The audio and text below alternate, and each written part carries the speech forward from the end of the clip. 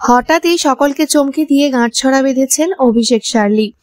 আইনি মতে বিয়ে করে সেদিন সন্ধ্যেতেই রিসেপশন সেরেছেন তারা। তারপরে হানিমুনের উদ্দেশ্যে রওনা দেন নবদম্পতি অভিষেক বসু ও শার্লি মোদক।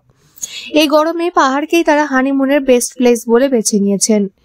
বিয়ের এক সপ্তাহ পরেই যান মধুচন্দ্রিমায় একান্তে সময় কাটাতে।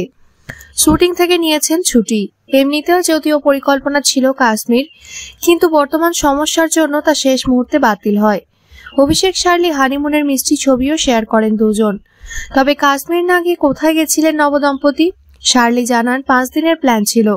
দেরাদুন, আউলি এই জায়গাগুলো ঘুরেছি, ভীষণ মজা করেছি। গাড়োয়ালের আনাচে কানাচে ঘুরেছেন দুজন। কখনো লাল ম্যাচিং জ্যাকেটে, আবার কখনো একেবারে বলিউডি কায়দায় হলুদ শিফন শাড়িতে ঘুরেছেন শার্লি।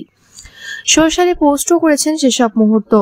অভিষেক শার্লির বিয়ের খবর আচমকাই আসে। যদিও দুজন যে প্রেম করছেন সে খবর এসেছিল 2024 সাল থেকেই।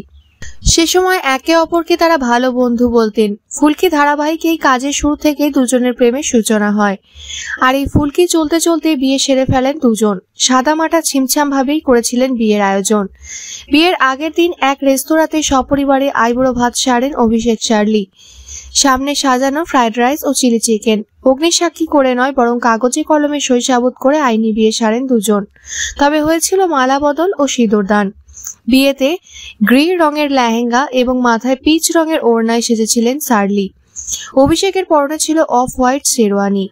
বিয়েতে নিমন্ত্রিত ছিল গুটি কয়েকজন। ফুলকি টিমের সদস্যরা এলেও আসেননি নায়িকা দিব্যানী মণ্ডল। টিম থেকে এসেছিলেন অনিন্দিতা রায়চৌধুরী, সুদীপ সরকার, দেবমাল্য, মিসমি দাস, জন ভট্টাচার্য এবং আরো কয়েকজন। বিয়ের আগে ফুলকি টিম থেকে আইবুড়ো ভাতও খাওয়ানো হয় দুজনকে। বিয়ে করে অভিষেক বলেন, আমি মহেন্দ্র সিং ধোনির ফ্যান, কথা কম কাজ বেশি। শার্লি অবশ্য আবেগে কিছু বলতেই পারেননি। এর আগে একাধিক সম্পর্ক ভেঙেছে অভিষেকের।